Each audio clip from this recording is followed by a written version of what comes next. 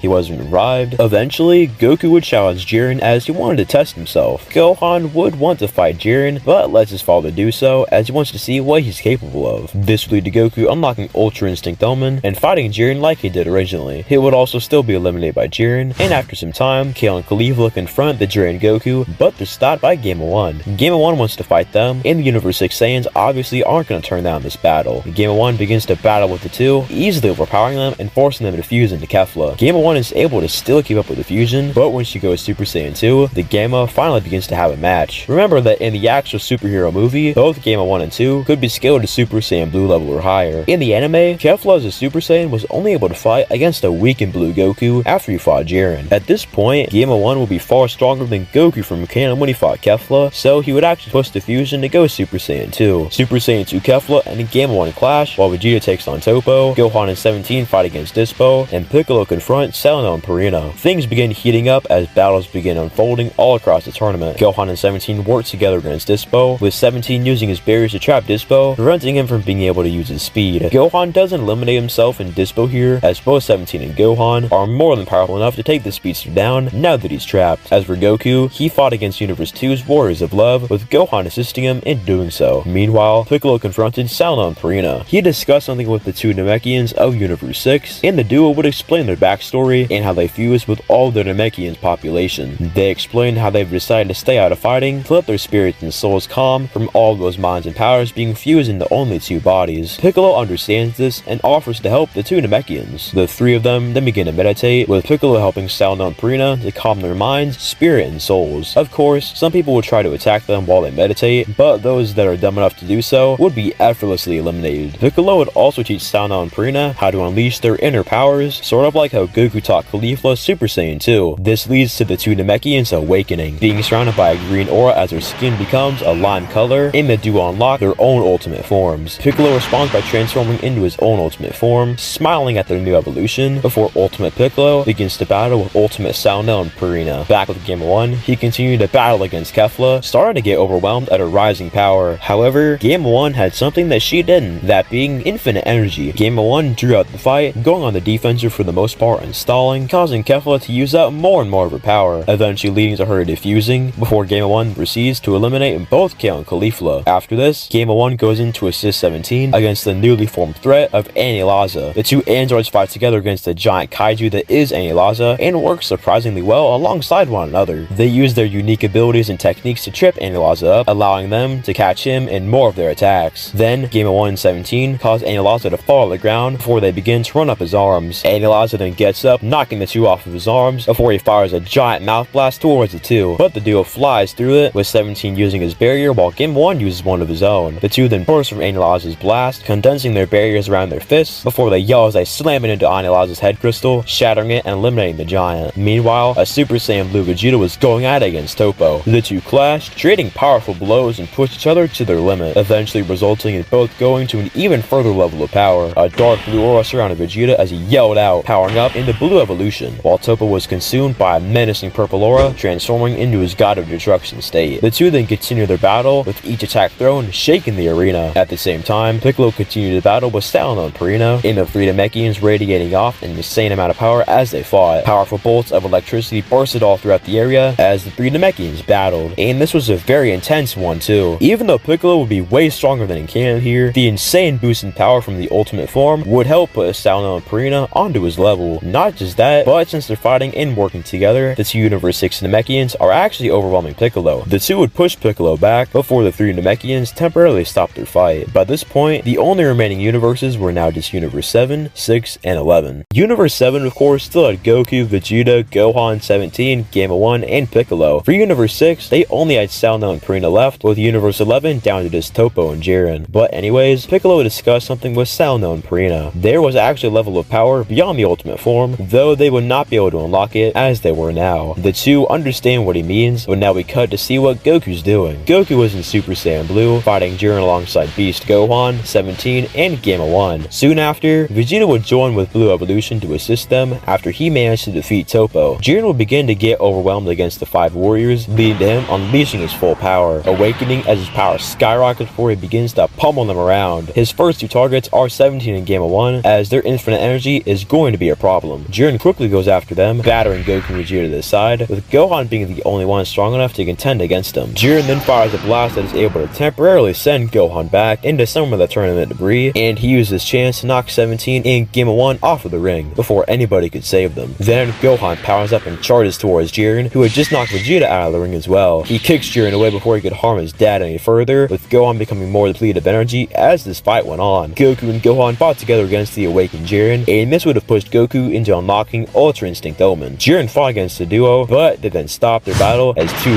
massive orange lights from nearby blinded everybody. From these orange glows, Piccolo stepped out of one, as Cell now stepped out of the other, with both now in their orange forms. Their insane power caused Jiren, Goku, and Gohan to stop their fight before Gohan realized he had to do something. After Purina decided to fuse into Cell, this finally allowed the Namekian to unlock the orange form, which Piccolo had told him about. Orange Piccolo and Orange Cell then began to battle, with the final hope of Universe 6 becoming an absolute powerhouse after the fusion, plus the power of Orange. With his crazy amount of power, Piccolo was actually being overwhelmed even with his own orange form, leading to Gohan leaving the fight with Jiren to help out his mentor. Orange Piccolo and Beast Gohan fought against Orange Cell while Goku fought Jiren. Through battling Jiren, this caused Goku to unlock another evolution, and this is of course the true stage of Ultra Instinct with silver hair and all. These two insane battles stunned the remaining gods of destruction, along with the contestants who were in the stands, with all of them standing up in respect. Beast Gohan and Orange Piccolo clashed against Orange Saunel, using their insanely good teamwork to trip their opponent up, along with their combos and techniques. One thing the duo notes is that Saunel obviously doesn't have much control over this power, since he just unlocked it, meaning it's very unrefined. Gohan and Piccolo use this to their advantage, but this doesn't last forever as all three begin to flicker in and out of their forms. They've all used up so much power by this point that Saunel, Piccolo, and Gohan fall back into base as they continue to battle, while Goku and Jiren become weakened as their battle progresses. Before Goku could land the final blow on Jiren, he fell out of Ultra Instinct as his body couldn't handle it anymore. Jiren then blasted Goku out of the ring before anybody could stop him, before Piccolo charged in and tackled him to the ground. Jiren quickly got up and brought his arms up to defend himself as Gohan and Saunel fired a blast towards him. Saunel decided to temporarily form an alliance with the two so that they could defeat Jiren once and for all, and Saunel then quickly charged towards Jiren. Jiren was able to deflect the blast away before he threw a punch to counter Saunel's, and Jiren then grabbed Saunel by his arm, throwing him into Piccolo and knocking the two to the ground. Gohan then began to slide on the pillar for the tournament's timer and bursted from it, lunging towards Jiren as he flickered into Super Saiyan. Jiren's eyes widened as Gohan slams into him, bringing both of them off of the arena and flying into the void. However, Jiren's able to grab Gohan and use his momentum to bring them onto the last remaining bits of rock. Jiren then throws Gohan around while Piccolo and Saunel burst towards Jiren. They use all of their power to get Jiren off of the hybrid, flickering from base to ultimate as they push Jiren back. Jiren tried to use all the power that he had, but was being overwhelmed by the two final remaining Namekian warriors, working together for the universe's survival. Then with a powerful yell, both Saunel and Piccolo go into ultimate one final time as they eliminate Jiren, taking the Pride Trooper down with them and leaving Gohan as the last man standing. Universe 11 and Universe 6 are then erased, with Gohan getting a wish on the Super Dragon Balls. Of course, he wishes for all the erased universes to be restored, with everybody then returning to their normal lives. The Broly movie would likely not happen without Frieza, but we can have it happen here, with the movie basically going the same, besides Barry Blue leading the army. When Goku and Vegeta fight against Broly, things go basically as they do in canon, until Broly was supposed to become a Super Saiyan. Barry Blue isn't just gonna kill Paragus, so Broly eventually caps his power at the wrathful form, with Goku and Vegeta managing to calm him down. Chi-Lai still makes the wish to bring Broly back to Vampa, with everything then concluding the same. And next is the Moro arc, which would also go like it did in canon at first, as dynamic stuff would likely go the same, as even though Goku and Vegeta are stronger, that only results in Moro becoming more powerful as well. But when 7-3, Shimareka, and Yunba arrive on Earth, things are going to be happening very differently. Even though Piccolo is much stronger here, 7-3 is still able to copy his abilities, and that's going to be pretty bad for our Z fighters. With 7-3 copying Piccolo's abilities, that means he also has access to his transformations. 7-3 then powers up, transforming into Ultimate, and the power of this blows everybody away. Yunba would still fight Krillin while Shimareka fights Chaco, as now Ultimate Piccolo clashes against Ultimate 7-3. Piccolo struggles as he battles against 7-3, since he's basically just fighting a clone of himself, but with infinite energy. Their fight quickly intensifies, with both 7-3 and Piccolo transforming into Orange and continuing the battle. For those saying that 7-3 can't copy forms, I don't see why he couldn't. In the manga, we saw that he could actually copy Piccolo's giant form, so I think it's possible that he could copy forms such as Ultimate and Orange as well. But anyways, Piccolo and 7-3 continue their insane battle, with Piccolo clearly on the losing end. Then Gohan arrives in his beast form, saving Piccolo's life. The two fight together against Orange 7-3, overwhelming the android and lasting the fight out until Piccolo's copy wears off, with 7-3 now switching to one of his stored copies, that of course being one of Moro. Using Moro's abilities, 7-3 is able to bring Gohan, Piccolo, Krillin, and Jaco to the brink of death. Then Piccolo states that even if they were to die today, Goku and Vegeta would make sure that they would perish. Moro was obviously intrigued to hear this and ordered 7-3 and his squad to retreat, with Jaco managing to buy them 2 months at a time. From here, the Z fighters would begin training intensely in preparation for Moro's arrival, while Vegeta trains on Yardrat, Goku trains with Maris, with Piccolo and Gohan training rigorously with one another. Gamma 1 would actually train with 17 and 18, but eventually these 2 months would come to an end, with the Galactic Patrol arriving on Earth to assist the Z fighters against the invasion of Moro. When 7-3 copies both Piccolo and Gohan's abilities, he now has access to the power of Beast Gohan and Orange Piccolo, which makes him a deadly threat to go up against. Gohan and Piccolo both power up to their maximum and rush 7-3, teaming up against the android. Their insanely good teamwork is too much for even 7-3 to handle, forcing him to use the stored copy of Moro. However, this is when 17, 18, and Gamma 1 attack. The trio proceed to pummel 7-3 and the others around before Moro and Saganbo arrive. Both Piccolo and Gohan can tell that Moro is on another league compared to the other prisoners, with Moro then giving Saganbo some of his power to fight against the Earth Warriors. Piccolo says that he'll handle this and powers up the Ultimate. Using this power, Piccolo is able to knock Saganbo around, but he just keeps getting back up again and again, as Moro gives the brute more and more of his power. This eventually leads to Moro giving Saganbo so much of his power that he ends up dropping to the floor, deceased. From here, Goku would fight against Moro, utilizing Ultra Instinct Dome to fight him, but even this isn't enough to take down the Goat Man. Gamma 1 then joins in alongside 17 and 18 to fight Moro, doing decently well against him, but it isn't anything too substantial. Vegeta then shows up, going into Blue Evolution, and fighting Moro on his own. Using Force Spirit Fission, Moro begins to become old again as a result of Vegeta using Spirit Fission, leading to him escaping, killing Shimareka, and eating 7-3. Now with this insane boost in power, Moro is able to dodge all of Vegeta's attacks before he copies his abilities, knocking the Prince to the ground. Krillin and Dende then begin making their way over to the battlefield, while Gohan goes into Beast and Piccolo goes Orange, with both charging in, starting their own battle with Moro. Even with their insane amount of power, it's not much against the insane amount of power that Moro has after absorbing 7-3. Because Moro now also has 7-3's copied abilities forever, that means he's also got the crazy abilities and powers from Beast Gohan and Orange Piccolo. Now having this insane amount of power, their teamwork means nothing to Moro, and he proceeds to beat Piccolo and Gohan around. When Goku jumps in to try and help, his mere Super Saiyan Blue form is nothing, and he gets stabbed through the chest like in Can. Then Moro used telepathy to find out Dende and Krillin were going to try and save everybody, so he puts up a barrier to prevent anybody from entering or leaving. One by one, Moro beats them all down until they're out of commission. He starts off with Gohan and Piccolo, after them is 17 and 18 and Gamma 1 are knocked down too, with the only one remaining being Jocko. Marison arrives, saving Jocko as the injured warriors were moved to be healed by Dende. Marison began to battle Moro, and this fight would go pretty much the same it did originally, even with Moro being stronger here. Maris proceeds to sacrifice himself, telling Goku to save the universe, which he's come to love. This allows for Goku to ascend to the silver-haired Ultra Instinct transformation. Although Goku has mastered Ultra Instinct here, he's not even able to match up against Moro with his overpowered strength. Gohan and Piccolo then quickly realize they need the help, with Piccolo going orange as Gohan goes beast. The two charge in to assist Goku, with the three going at it against Moro. After becoming stronger from being healed, these three together would actually now be a good match against Moro's insane amount of power. Because of the trio being alert of each of Moro's moves, they prevent him from being able to get the hand that had Maris's copied abilities, and they make sure to destroy that hand too, so he won't ever be able to use that. The trio continue to go all out against Moro, with Goku then leaving the battle as he began to charge a massive spirit bomb to kill Moro. He put his hands into the air, pleading for everyone across the universe to give him their power. Through the help of King Kai and the Supreme Kais, Goku's pleas for help would be heard across the entire universe, with various planets full of life raising their hands into the air, giving their energy to Goku. Then Gohan managed to trip Piccolo up, allowing for Piccolo to hold him in place, while Vegeta charges in, going to punch Moro, but the wizard manages to break free just in time, proceeding to knock Vegeta back to the ground. Goku, however, knew that even with the energy he's gathered, it wasn't going to be enough. Then, he along with all the Z Fighters were shocked to see the Spirit Bomb grow a massive amount in size, as the Daikaio, or the Grand Supreme Kai, helped Oob lend his energy. Goku then yelled out that it's ready, with Piccolo and Gohan jumping back as he threw the Spirit Bomb towards Moro. Moro tried to defend himself against his attack, even attempting to eat it, but the huge amount of power the Spirit Bomb had was too much for even him to handle, as Moro slowly began to get disintegrated by it. Even through the pain though, he pushed through, and to the horror of everybody, began to slowly eat the Spirit Bomb bit by bit, while he also began to push it back. Goku then reverted from Ultra Instinct and back to base, with all hope seeming to be lost. However, Gohan yelled for everybody to give Goku their power right now. Without hesitation, they all listened, with every single one of the Z Fighters putting their hands out, giving all their remaining power to Goku. For one final time, Goku powers up into Ultra Instinct, using all this newfound power to blast the Spirit Bomb into Moro, with the bomb shooting off into space and exploding, causing an explosion that made the entire universe tremble, with everyone cheering for victory, as Goku gave a thumbs up towards the gang, letting them know that it was finally over. Moro was dead. From here, the Moro arc concludes like in canon, and the Granolah arc begins taking place, but I don't really see much changing here for the Granolah Saga, due to it being so focused around Goku and Vegeta. One thing that will change though, is when they're in the final battle against the zombified Gas. Since Frieza was never revived here, there's no Black Frieza that would come in to kill Gas. Instead, Goku and Vegeta retreat to perform the fusion dance. Through sheer luck, they managed to get it right on the first try, giving birth to Gogeta for the first time in this timeline. Gogeta wastes no time, immediately going into Super Saiyan Blue and rushing Gas, getting him off of Granolah and beginning to absolutely pummel him around. Even though Zombie Gas would be insanely powerful by this point, it would not be enough to overcome the power that is Gogeta Blue. And so, Gogeta proceeds to smack Gas around before he finishes him off with a Big Bang Kamehameha. So now, the Granolah arc would conclude, and since Superhero already happened, that is where the story story shall come to an end. I hope you all enjoyed it, as this is the first time I've ever tried out the full story format for What Ifs, where I don't release parts, but instead just the whole thing at once. I've seen quite a lot of other YouTubers doing this, so I figured I'd give it a try. Let me know down in the comments what you thought of it, and if you'd like me to drop more stuff similar to this in the future. Anyways, remember to like and subscribe, and I'll see you all in the next video.